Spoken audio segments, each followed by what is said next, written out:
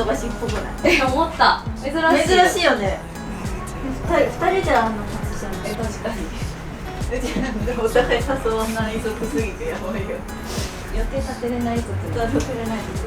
逆にのんちゃんはさ事前にさそう決めてくるからそうそう、のんちゃん逆に当日無理派だから。確かにあの人予定すごいから。なんか予定めっちゃ入れてるもんね。めっちゃいただきます。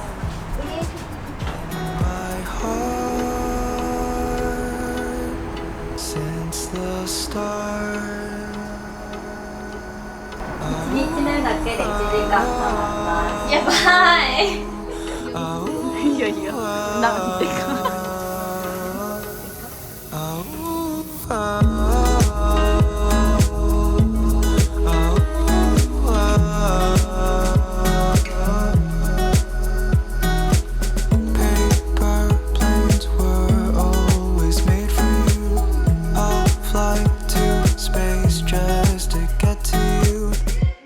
Just wanted to let you 可愛くない？この形。なんかこのロックの何これ？小粋だね。でもこのカラーもやばいじゃん。可愛いね。スウェードやばい。それ可愛いね形。このなんかリュックっぽいやつ。なんかリュックなのにバケツ型なのいいね。ワンハンドルリュックみたいな。いいね。可愛い。可愛い。マグネットなの使いやすそう。確かに。結構結構入るねこれ。めっちゃいいじゃん。いいな。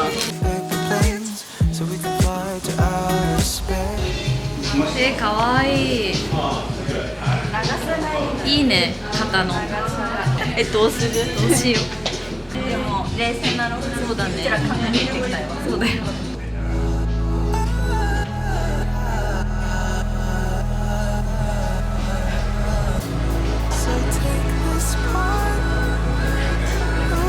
あれ韓国で行こうと思ってたけどそう行けなかったところです。そう。可愛い。可愛い。可愛い。あ、最近これさ流行ってるよね。ね、ベスト多いよ。これにあれでしょ、下なんかちょっとワイドめの綺麗めのやつ。あ、そうそうそうそうそうそうそうそう。なんでも合う。なんでも合う。なんか欲しいのはこちらのそれとも水色か。両方ください。両方なんでだね。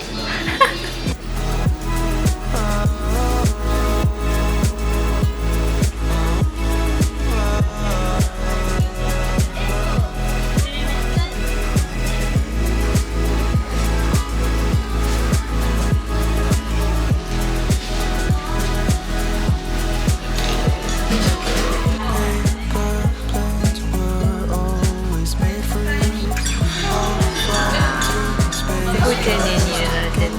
そう。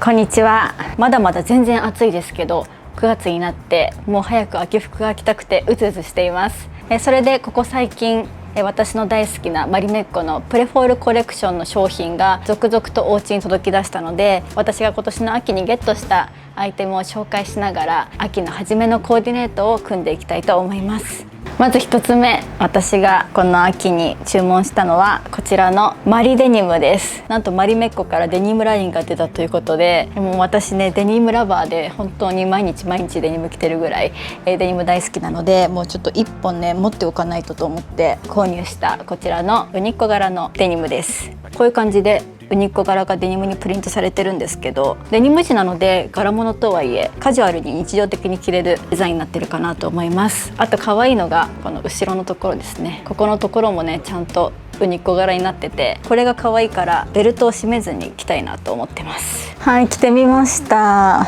めちゃくちゃ可愛いシルエットが、ちょっとねここがふわっとバルーンっぽい感じになっててゆったり着れるデニムです。実はですねこれ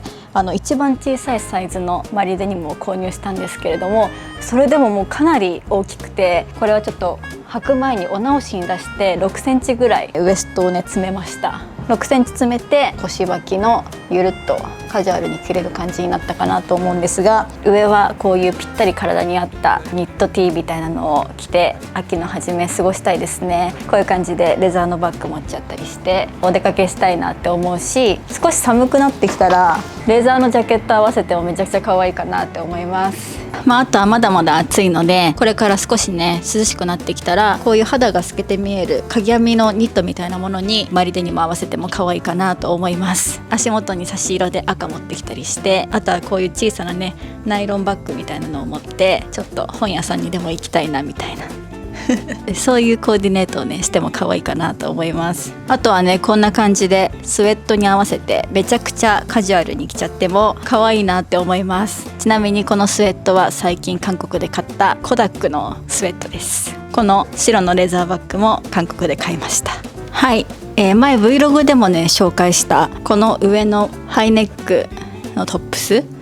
こちらもねちょっとコーディネート組んでご紹介したいと思うんですが、これすごく使いやすいトップスで、ここのねハイネックの部分はしっかりね首にフィットしてくれつつ、ここのねボディの部分は、こういう感じでね結構薄めの素材感なので、結構もうね秋の初めからガンガン着れそうなそんなハイネックトップスです。レイヤードもしやすそうだし、こういう風に1枚で着てもね様になるかなと思います。上がねウニッコの柄物なので黒のねスカート合わせてみました。これはね台湾で買ったパッツのものです。パンツにも合わせてみました。これはね今年の春夏に買ったマリメッコのワークパンツみたいな感じなんですけど、こういうね黒の太めのワークパンツにこのねハイネックトップス合わせるとめっちゃ可愛いかなと思います。もうちょっと寒くなったらこうやってレザーのジャケット合わせて、このハイネックのトップスはなんだかんだね着回しにたくさん活用しそうなそんな予感がします。はい、あとこのウニッコのねニットも、ワードローブに仲間入りしました。この赤とネイビーのウニッコのニットもめちゃくちゃ可愛いです。こういうニットには秋の初めは白いデニムと白いカバンを合わせたいななんて思ってます。これ結構ジャストサイズでも割と丈感があるので、前の方はねちょっとインしてスタイルアップさせていきたいかなと思います。もう少し寒くなったらニット1枚で出かけたいなと思います。あともうこれからすぐ着れそうなのがマリメッコのキオスクコレクションのロンティーです。これがね結構ね袖周りとか、あとは今これインしちゃってるんですけど丈もね結構長めで、ゆるっとね着れるそんなロンティーなんですが、私はねこういうハイウエストの、デニムとかを履くことが多いので、そういう時にはねちょっと全部インしちゃって少しだけ出してたゆませるみたいな感じにしています。この辺の袖のねダボダボ感がすごく可愛くて気に入ってます。ちなみに全部出すとこれぐらい丈感あります。もう本当にゆったり着る感じの、こういうワークパンツとかだったらインしないで出しちゃってダボっと着たら可愛いんじゃないかなと思います。はい、あとこのボーダーカーディガン、これもね本当に使いやすいのでおすすめです。もともと私2年前のフィンランドの旅でこれと似たような黒白のボーダーのマリメッコのカーディガン購入したんですけど、それがもうめちゃくちゃ使いやすくて未だにねお家の中でも外でも使ってるんですけど、その時買ったカーディガンはもうちょっとモヘアみたいな感じのモコモコとした素材感だったんですが、これはね肉厚なんだけどさらっと着れるそんな素材感なので、もう秋冬のみならず春先とかまでもガンガン着れちゃいそうなそんなカーディガンです。ネイビーと白のボーダーにここにウニッコ柄のねワンポイント、そして袖をまくった時にこの部分がねしっかりねフィットしてくれるので落ちてこないっていうのもこう生活する上でとっても楽だなって思います。もうデニムにもワークパンツにもスカートにも何でも合わせやすい、そんなカラーリングと素材感かなと思います。そんな感じで私の秋の初めのファッションはさっきご紹介したマリメッコの5点のアイテムをベースに手持ちのアイテムと合わせて着回していきたいかなと思ってます。もうあまりにもねマリメッコが好きすぎて、そして私と一緒にマリメッコ沼にハマってくれてる方がたくさんいらっしゃるので、サイズ感だったりとか着たらこんな感じになるよっていうのをシェアさせていただきました。それでは Vlog の続きをお楽しみください。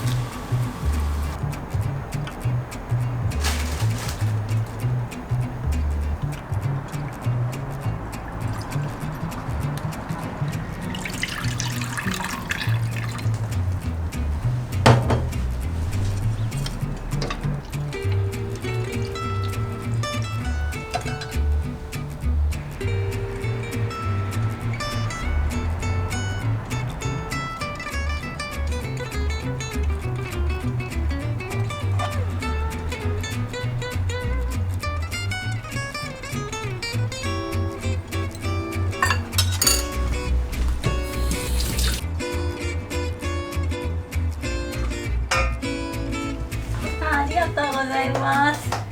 ただきます。嬉しい。め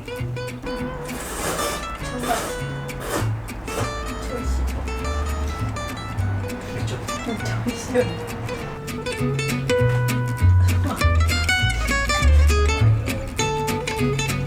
せ、ありがとう。こ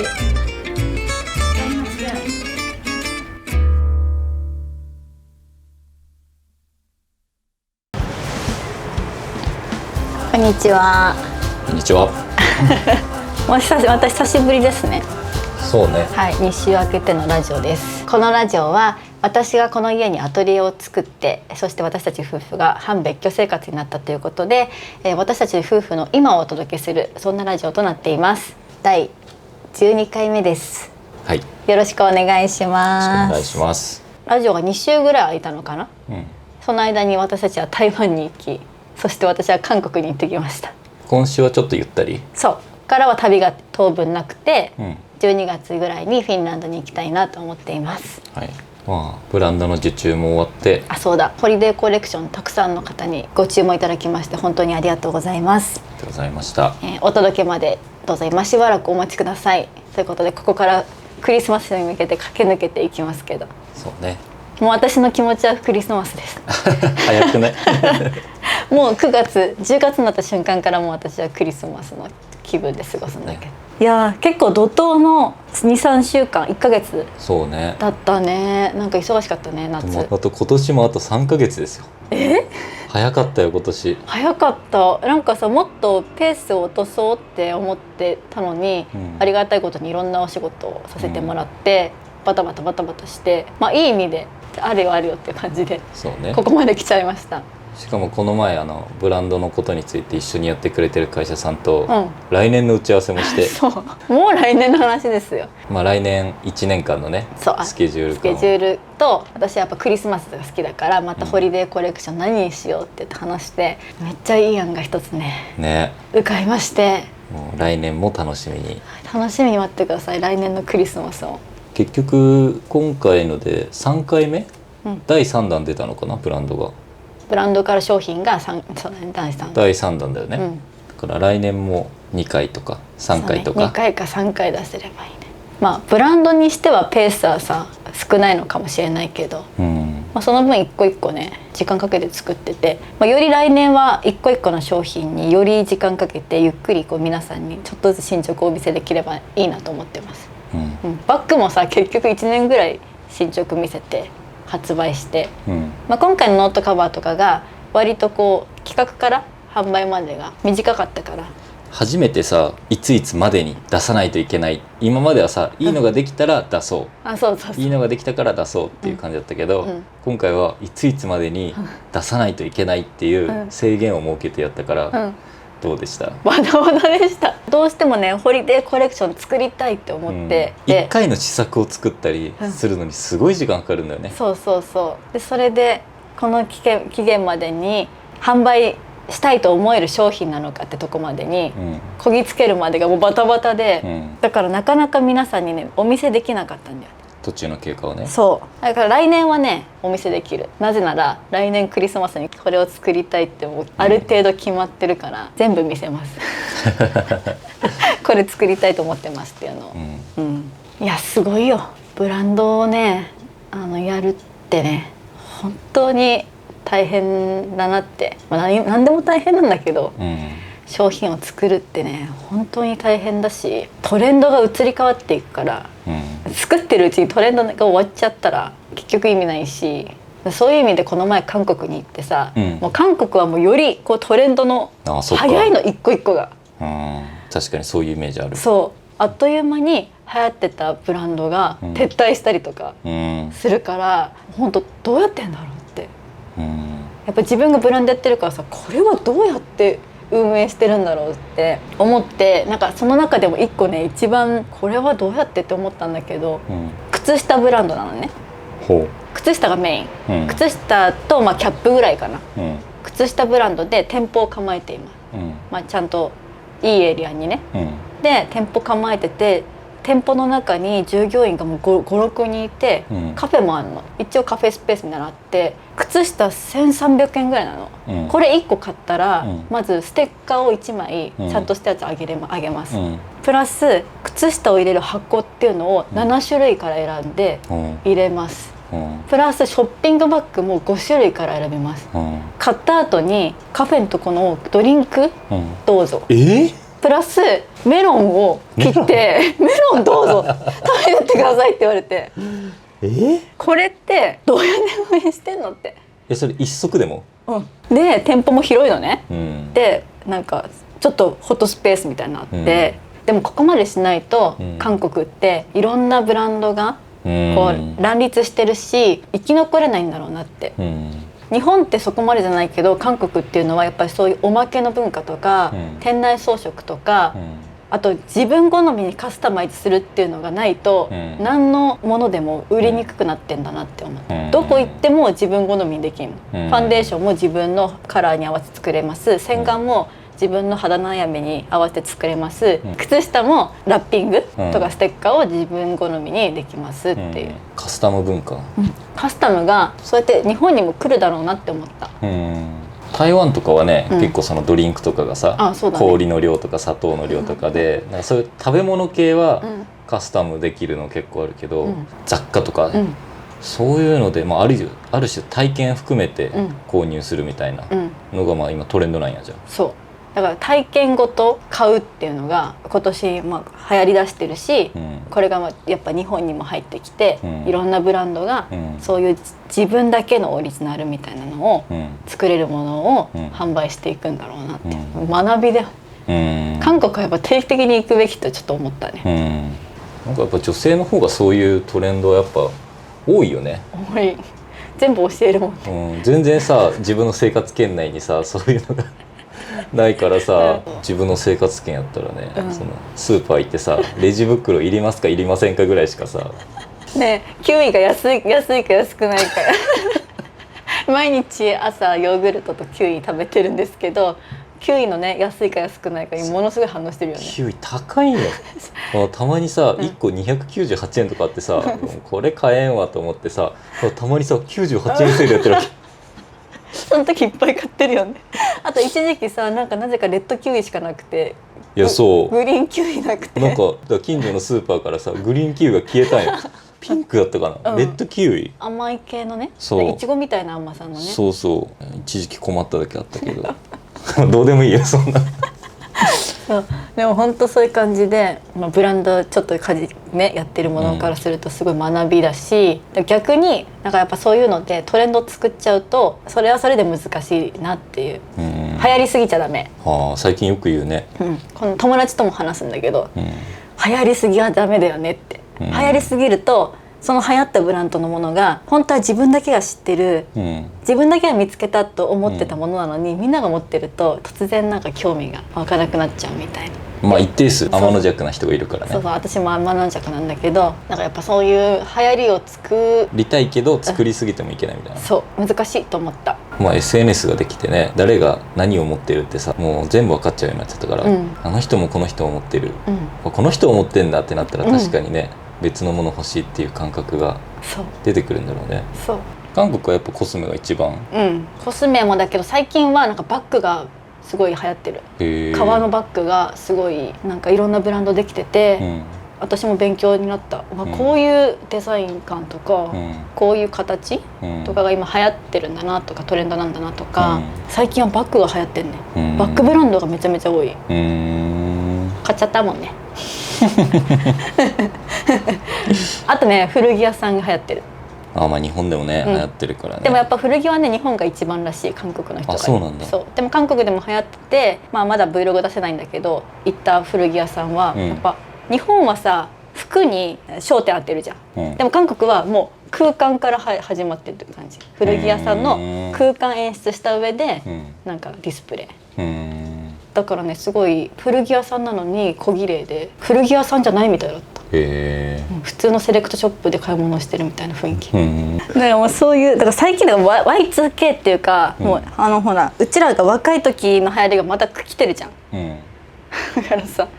なんであの時のバッグ持っといとかなかったんだろうって後悔することめっちゃあるんだけど、そういうのあるよね。さ結局多分古着もさ、当時はさほんと数千で売られたものがさ、今もう数十万でさ、売られてたりとか、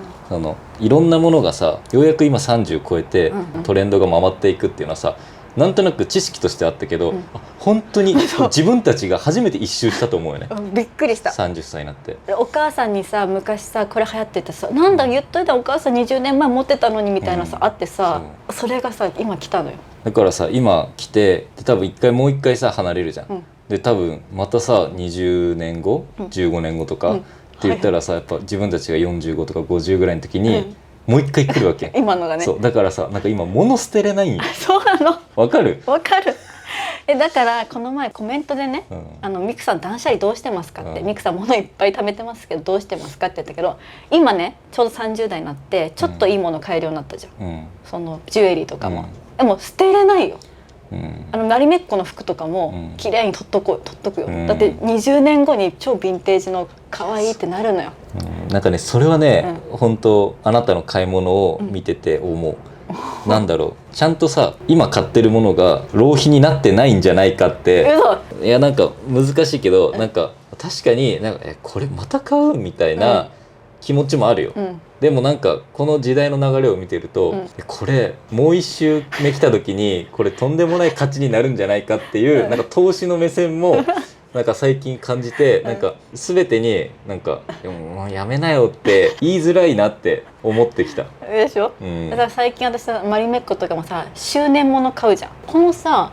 ライトもさ限定みたいなやつじゃん、でもやっぱそういうものをさ絶対20年後さ、あれ可愛いみたいなさ、来るわけよ。いや変な話さ、この机とかもさ、この椅子とかスツールとかも価値が将来つく可能性があって、ってなるとさ、なんかすごい多分視聴者の人を見てる感じ、この人どんだけ買うんやってさ思ってるかもしんないけど、逆に言うと結構コレクションっぽい感じのを買うから、その必要だから買うのももちろんあるけど、プラスなんかコレクション欲みたいなものがあるから、これ将来的に化けるかも。便利さとかで買ってないじゃんあんま、だから確かにちょっと化けるのはいくつか持ってる気がするでしょ、なんかね逆に俺はさ、これは5年間着るとか、これは10年使うとか、その自分の中で原価償却を決めてるから、その償却し終わったらもう次のものっていう感覚で物を買ったりするから、俺の方が今の出費はもちろん少ないんだけど、これなんか将来的な資産価値で見るとこれ俺ほぼゼロに等しいなって思ったらちょっとだけ悔しいっていう気持ちも、そうもうだから全ていいってわけじゃないけどでもねなんかあながち消費じゃないなっていう感覚が最近見てて思う、最近本当特にその古着がトレンドになってることによって、やっぱ今持ってるものはいいものはね、残しとくべきだなって思いましたね。古着が欲しいっていうのも結局あれもさ天の弱っぽいところがあるかなと思ってて、やっぱかぶりたくないから、その昔のもう本当に真似したくても真似できないものを自分が手に入れたいみたいなさ、感覚があるんかなと思うから、2025年はねかぶりたくないがトレンドになると思う。いやもう来てるよ。アメリカとか韓国とか来てるんだけど、日本の大トレンドはかぶりたくない。まあでもさなんかあったよね、その SNS がさ、そう YouTube もそうやけどさ、コロナ禍とかでさ、なんかが流行ったらそれをやっぱみんなが買って、みんな同じようなさ、ものを着たりとか、同じようなインテリアとかなった時に、やっぱこれからその古着の文脈でいくと、そのオンリーワンの部屋とか洋服とか、を全てじゃないけどポイントで持ちたいっていうのがトレンド。ちょっと有料級じゃないこれ。本当じゃん。オンラインサロンみたいになってる。なんかビジネスリハックみたい。最近リハックみたいだけど、そうなんか私はねそうだと思う。やっぱり自分がそうなの。なんとか風、例えば韓国風とか北欧風、まあそれも一旦ベースとしてあってもいいんだけど、プラスでこれは私のエッセンスみたいなのがないと、やっぱりなんかね物足りなさをね、絶対みんな感じてると思う。だっけさ、なんか旅行先とかもさ、まあ YouTube の、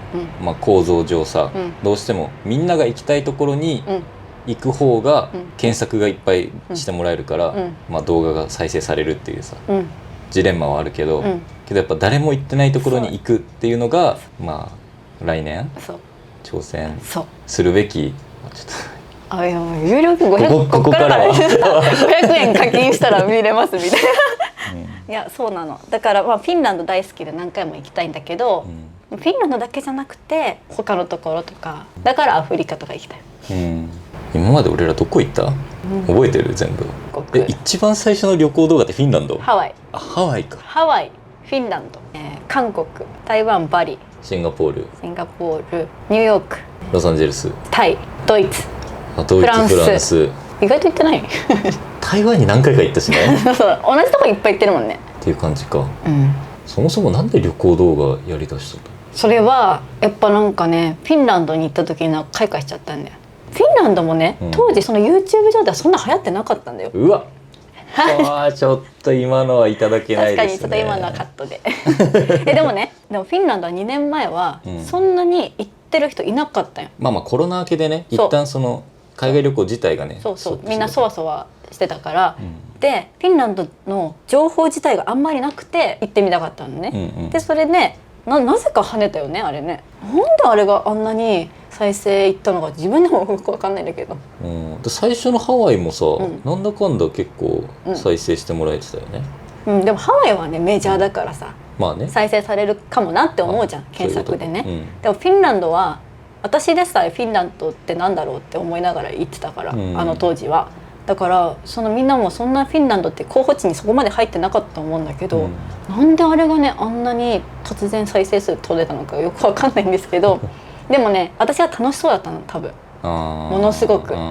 それはあるやろうね、それがね結構一番大事だった気がして、でそれでそのフィンランドの時に旅に目覚めちゃったの多分ね。知らない世界もっと見てみたいって私の中で思って、年末に私は覚えてんだけど、あなたのとこズカズカズカって言って、来年は旅の年にするよって言った。この視聴者の人からするとなかなか想像しづらいと思うんだけど、やっぱ旅行ってさ、ある程度もちろん安く行くことはできるんだけど、海外旅行行って、映えるって言ったらちょっと安直だけど、その楽しんでもらえるような動画を作ろうと思うと、いろんなね、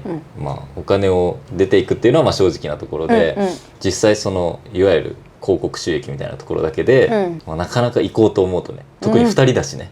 実際問題難しいなって思うところは多々ある。だからその旅行で1年行こうって言われた時はどうなんのって思ってって思いながらね、なんか旅動画、旅系 YouTuber の人ってやっぱ生き続けるから見てもらえてるわけよね。で生き続けるにはちゃんとその動画で収益を出さないと次が出せないわけよ。だからできそうでできない、その仕事としてやろうと思うと結構難しいなと思うけど、そんなこともあって私は旅にするよっていう1年目はもう赤字続きでしたけど種まきでしたね。はい、そう1年目はそれ、2年目はお仕事として来たりね、でもそれも1年目をこなしたからこそできたよね。来年も旅どれぐらいするんでしょうか。わかんないね。でも来年はさ、でも一人旅とかさ、今さほら女子旅をさ、やってくれる友達ができてさ、個人的にはすごい助かってるんだけどいや別に行くのが嫌ってわけじゃなくて、行く場所によるけどね。そうだね。だから韓国とかだね、だとやっぱり買い物どうしても女の子のお店ばっかり行っちゃうとさ、ちょっとつまんないかったりする可能性もあるからね。俺は俺でさやっぱやりたいことをねできたら一番いいから、毎回ってわけじゃないけど、一緒に楽しんでくれる友達ができたのはさ、すごいいいことだったなとは思うし、やっぱ来年は一人旅にも。どうしよう一人旅。でも行きたいって言ってなかった？フィンランド行くかな。フィンランド行ってきていいじゃん。なんか一人旅っていうか、なんか2週間ぐらいあっち行きたいって。ロングステイ。孤独を感じたいの。孤独を感じたい。ね、今私の欲求孤独感じたいの。なんか最近やっぱりこう友達にも恵まれ、仕事も割と順調にいき、なんかこう満たされている反面、やっぱりね一滴の孤独って大事。やっぱ孤独を感じないと湧き出るものがなかったりするから、現地の人と交流しにフィンランドに行くんじゃなくて、逆にもう孤独を突き詰めて、一人でもう湖のとこでずっと本読むとか、なんかそういうことをしたい。お買い物もするけどもちろん。でもほらフィンランドから他の隣国に遊びに行くとか一人でね、やって孤独を感じたい。孤独は大事ですよ。孤独大事ですよね。そうちょっとね今年は満たされすぎてるから。はい。いいことですけど。いやいや本当いいことやと思う。はい。そうだからそういうこともしよう。そうだね。そしたらあなたは一人でいるときに自転車でさ旅したりとか。そうね。ね。そういうの面白いと思うんだよね。もうそんな風に来年を考える。ね、もっとね。ちゃんと考えないとね、もう流されるように人生生きちゃうことになっちゃうからね。ね。なんかちゃんとね、来年はこれしたいみたいな明確にできればしておきたい。そうね、そういう感じです。今週は結構フリートークなんですけど、実はなんか先々週のラジオで募集してた質問の中で、救いきれてないものがたくさんあって、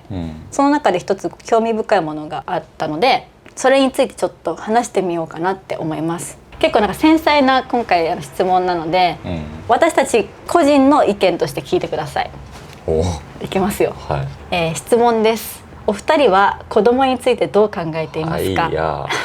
私と夫は現在28歳で、今のところ子供は考えていません。でもこれは今の考えであって、将来の私たちも同じように子供を欲しないのかは正直なところわからないです。出産子育てに関しては夫婦の年齢が体力的にも子供への身体的にもかなり影響すると思っています。趣味や勉強は高齢になってからでもある程度可能だと思いますが、出産子育ては難しいです。人生100年時代と言われている中、まだ4分の1ほどの年齢で決めるにはあまりにも難しい選択だと私は思っていますが、お二人はサクッと決められましたか？ということなんですけれども、こういうことはね、個人の問題なので、基本的には答えづらい問題だと思うんですよ。で、私たちも特に言及はしてこなかったですけど、この質問のいいところはですよ、難しいですよねっていう、質問だったので、そこに関しては私たちも難しいなって思えるから、難しいよねっていう話をしていこう。なるほどね。欲しい欲しくないとかさ、産みたくないっていう意思の問題は、いずれ変わるかも分かんないし、分かんないじゃん。だけど難しいよねっていう話は現状私も思ってるから、そのことについて語り合っていきたいと思います。で、これは私たち個人の意見です。個人的な話なので、ふわっと聞いていただければと思います。予防線張るね。だってこれは繊細な話ですから。でも確かに世の中にはいろんな事情がある方がいるっていうのは理解したつもりな上で話すテーマですね。何か誰かを否定したりとかそういう意味ではないです。私たちだけの話です。難しくない？私もすごい思うんだけど。なんかさ、最後気になったんやけどさ、どのように簡単に決めれましたかって言ってるけど、俺らはまだ決めてないんですよね。決めてないよね。なんか別にそんなに深く話し合ってないような気がする。別に。例えばなんかいつまでに子供が欲しいよねとか、子供いるいらないとかっていうのを別に明確に決めてるわけでもないし、そこについて真剣に話し合ったことないよね。真剣にはないかもね。そうね、今この33歳になってそういうことも考えなきゃいけないと思いつつも、現実問題決めきれません。決めきれません。まず私は前提としてね、そこまで子供が好きな方ではない。私はその子供が大好きっていうタイプの人じゃないから、そもそもなんかね、絶対に欲しいって思ってないのかもしれない、っていうので余計決めきれません。決めきれないっていうか、そこまで深く考えてないっていうのがあると思うんだけど、でもさ、やっぱその年齢を考えると、考えた方がいいのかなってふとよぎる時あるの。変な話、タイムリミットはあるっちゃあるからね。身体的な後悔するのかなはてなみたいな、でもそんな欲しいんですかって心の中の自分が聞いた時に、いや分からない、分かりませんっていうで、そんなね気持ちのまま進めないじゃん。心が定まってないのに進めないじゃん、だからなあなあになっている自分の心の中。そうね。で、周りも結婚してない人が多いし、子供持ってない人が多い、必然的にそうなっちゃうんだけど、周りの子たちもどっちでも縁があればみたいな。そうね。東京は本当、そのコミュニティにいないっていうだけなんだろうけど、俺も周りで子供いる友達はほぼいないね。どう思う？でもこれ男の人からはさ、なんだろう、別に無関心とかじゃないんだけど、お前産めよって言ったらさ、それはさもうハラスメントやんだからなんか女の人が産みたいって言ったら、なんだろう、産める環境を整えるっていうことしかできないって言うと、ちょっとそれはそれで無責任な感じはするんだけどでも結婚をさ、する覚悟っていうのは、そこまでそうなってもいいなってさ、思えてるっていうことだから、そのなんか「お前産めよ!」っては言えないと思ってるから、自分はね。別に正直前提で言うと、そんな子供が欲しいかって言われると今思ってないっていうのは正直あるんだけど、その俺が子供欲しくても女の人がそう思ってないんだったら、それはさ、まあ確かになすすべなくないっていう確かにね思う。私の考えではね、より強い意志がないとやっぱりそこまで進めないの。欲しいですって自分の中で確定しないといけないの。なんか今までいろんなことを自分の気持ちで決めれてきてるんだけど、これに関してはなんか若い頃はもうちょっとね、いつまでに子供が欲しいみたいなことを思ってたんだけど、突然30代になってきた時に突然それがねよく分かんなくなっちゃって、よく。でもなんかやっぱりこう年齢が迫ってきてるから、なんか卵子凍結しといた方がいいよとか言われて、まあ、確かにそれはやっといてもいいのかもって思ってる。なるほどね。確かに真剣になればなるほど答えがないっていうさ。そうそう。でもさ、なんか勢いでもいいのかっていうとさなんかさそれは違うのかもなって思ってさなんかさ僕確かにね、そうこれ皆さんどうやってそう皆さんどうやって子育て計画みたいな、出産計画っていうのやってんだろう。どうやって答えを出すのが。そうだから結構難しいから難しいよねって話を、まあ別にそれはしてもいいのかなって思ってて、子供についてどう考えてるかっていうのは自分の中でよく定まってないから言えないんだけど、難しさっていうのは感じてはいる。で友達ともその話になる、めちゃめちゃ。その欲しいとか欲しくないの以前、できるとかできないの以前に、難しくない、ね、みんなどうしてるんでしょうって、みんないろんなこういうふうに悩んでると思うから、なんかコメントもなんかいろいろ欲しいんですけど、まあ、それはね他者を傷つけない範囲でお願いしたいんですけれども、悩むっていうかなんか難しい問題ですねと思います。でもこれはもうさ20、30代、みんな悩むんじゃない？まあもちろんこのラジオで答えが出ることはないんですけど、ないんですけど、でもね、なんか私がやっぱりその悩みながらも、悩みっていうか難しいなと感じながらもふわっと思ってることは、まあどっちの道に進んでも受け入れて年取っていこうと思ってる。ああそうね。例えばこのまま答えが出ないままいないっていう選択になりましたとか、まあできませんでしたとか、でなりました。まあそれはそれでその人生を楽しむし、もしそういうねご縁ができましただったらそっちを楽しむし、なんか今自分がこうやって決めきれてないことっていうのをなんか後悔しないように生きていく。そうね。そう、まあ子供がいたら、なんで産んだんだろうはさ絶対ないじゃん。だし逆もしかりで、なんであの時子供産まなかったんだろうって思うことも、まあなくはないかもしれないけど、でも受け入れるしかないよね。どっちも仕方ないことやん。欲しいとかあります？一応聞いときますけど。どうだろうね。なんか想像ができないけど、まあいたらいたでね楽しいやろうし、別にいなかったらいなかったでそれはそれで楽しいし、特にじゃあ明確な意思があるわけではないね今のところ。その自分の人生プランにさ、入れてる人だっているわけよ。まあね、それはないね。例えばほら自分の血をさ、血筋を残していきたいとかあるじゃん。そういうことはなさそう今のところ。なんか自分の考え方としては、これ無責任じゃない、無責任と思わないでほしいんだけど、これ女性の意思だと思うんよね。じゃあ私が欲しいって思ったとしたら、それに向けて動こうっていう気になるんや。それでちょっと無理とかならない？もうないと思うけど。だって残してだって意味わかんないから、だって男の人産めないじゃん。だって産みたくても産めないからさ。確かにね。これ言い方良くないかな。でも、分かってもらえる人がいたら嬉しいんだけど、また確かに聞く人によっては寄り添ってもらえてないって思っちゃうかもしれないけど、まあ私は理解。私は逆に自分が欲しいと思った時に OK ならその方が合意が早いので。なんていう、その話し合える関係性があるから別に何の不安もないっていうか、子供の話じゃなくても、俺はこう思うんだけどどうって言える関係性がどの物事でもあるから、別に物事の進め方は他と変わんないって感じ。俺の言い方良くないかな。いや私は別にそれで傷ついてないからいいんじゃない。だってこれは2人の話だから、私はそれで理解って感じだけど、まあ確かにそれを言われたら傷つく女性の人はいるかもしれないけど、産んでくれって言った方がいいね。分かんない。その辺はやっぱり夫婦間の価値観だからさ、別に私はそれでそういう風に話し合えるなら別にそういうタイミングが来たら話し出すと思うし普通に、うんそういう気持ちになったら。うんで今のところはちょっとまあ難しい、まあ現実味はない。そう今のところ現実味はないね。でも気コロコロ変わるからな。でもねやっぱ私が思うのはそうなった時でもいつでも動けるようにやっぱりちゃんと仕事頑張ろうって思ってる今はね。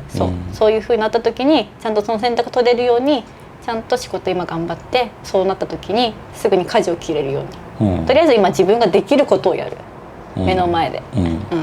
まあこういう話してもいいんじゃないかなって気になる人もいるしこういう風に思ってる人って意外と多いと思うんだよね。そうね、どっちかっていうイエスかノー思ってる人の方が少ないだろうね。その一個手前にいる人の方が多分多いと思ってて、まあそこからどうしていくべきかの答えを別に提示できてるわけではないんですけど難しいねって話し合う時間も必要なのかもねって思います。そういう感じでちょっとだけ、センシティブなお話をしてしまいましたけど、まあ私たちの意見として聞いてくれると嬉しいです。はい、そういう感じで今週のラジオ終わりなんですがテーマ決めとく？来週の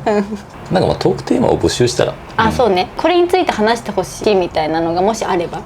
質問でもいいし恋愛とか仕事とかそういうくくりでもいいので何かあったらぜひコメントに書いていただけるとそちらで話していきたいと思います。では今週の最近土曜ラジオ以上です。この動画が面白いなと思った方はグッドボタンとチャンネル登録よろしくお願いします。